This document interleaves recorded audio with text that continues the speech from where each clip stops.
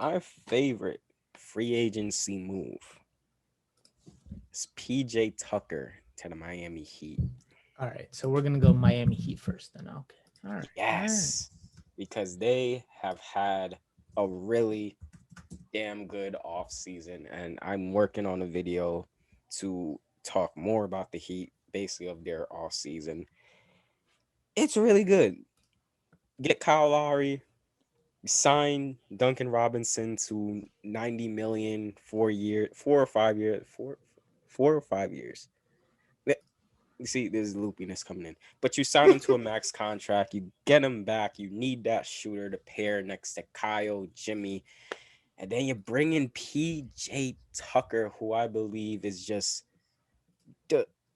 If you talk about a Miami Heat type player that Eric Spoelstra and Pat Riley just wants, PJ Tucker is the best example of that type of player. And he is the perfect type of player for the Miami Heat. He fits well into their defensive scheme, switching, zone. He's gonna provide a lot of. You could play him at small ball center. Maybe you want to bring Bam Adebayo. When he sits out, you could put PJ Tucker. At the five and just run. Some spacing at the five. Oh, small There's ball. exactly so. And he brings a lot of toughness, a lot of grit. The man is a dirty work type of player. We know this. Yeah. Well, I'm just once PJ Tucker signed with the Heat, I was like, I love the move, but I'm just like, damn, Milwaukee, why did you not sign him back?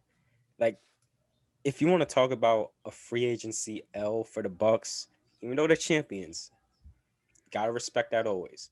But losing PJ Tucker was a big hit for them because he basically allowed them to do what they wanted to do defensively. Yeah. Giannis at the five. He was a main reason in that defense, really a big reason why they won a championship. So I'm not all too mad that they lost it because they got Semi Ojale, who's like a Walmart version of PJ Tucker. But Yeah. they at least got someone who can, replace him. But just damn, you couldn't get him back. And obviously, the cap situation and money. Maybe PJ Tucker just wants to go to Miami. He won a chip, wants to go elsewhere. Fine. But I just feel like that move was a hit. Also love the Kyle Lowry move. What you feel about the Kyle Lowry move? He's really good friends with Jimmy Butler, right? Yeah, that's what's being reported. Seems like they're tight, they're close, they're buddies. I think it falls under the same umbrella of the PJ Tucker move. Like, this is, you know, I don't want to say heat culture because, It's eh, getting tacky right now, yeah. It's yeah, but drawn on stale. yeah, but I mean, like, when you think of the Miami Heat, you think of like tough players who fit into the system that Eric Spoelstra wants to run, and Kyle Lowry fits that role. And I think the best thing that Kyle Lowry's fit is as an other ball handler, and Jimmy Butler doesn't have to run everything because Jimmy Butler is amazing, but he's not the best of shooters, which allows him to, well, doesn't allow him to create as much space as you would want him to. Kyle Lowry is a solid shooter who can create more space, and that could just lead to more things. So it makes a lot of sense. And then also adding PJ Tucker as like a stretch four defender type. And Kyle Lowry is I'm not going to say a good defender, but he does what he needs to do, drawing charges and doing all that stuff. So, like, I Smart like the fit. defender. Yeah, smart He's gonna defender. have to be since he's like miniature guard. So Yeah, so I think I'm looking at their depth chart. I don't like their bench. They pretty much, unless Victor Oladipo can get healthy, who signed a vet minimum, but I don't know where he's at right now. But if he stays healthy, maybe. they're But saying he's not gonna be there at the start of the season. I don't think that's something that's gonna happen. yeah, Uh, so it's unknown when he'll come back, but once he does come back, he's a plus defensively and he gives you some offense. So that's always a plus. Yeah. Uh, how do you feel about like Tyler Hero and Markieff Morris off the bench?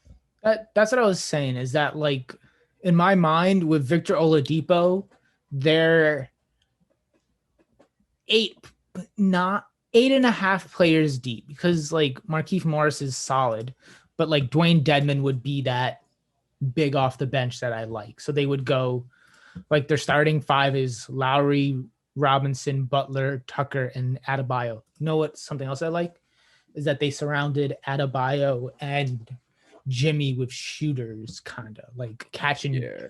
like everybody. The other three starters are all catch and shoot players. Like they all have high percentage of catch and shoot shots. So I think that's really good too. And I think having Tyler Hero come off the bench, I think Tyler Hero needs to go to Kyle Lowry and say, how do I be a point guard? Like, how do I run an offense? Because Kyle Lowry has been doing it for so long. He's not like an elite play shot creator or playmaker or whatever you want to call it. But he's not like the elite, but he's really good and he's been doing it for a long time. So I want Tyler Hero to like learn from that, to be like the backup point guard off the bench. Oladipo's the 2 off the bench.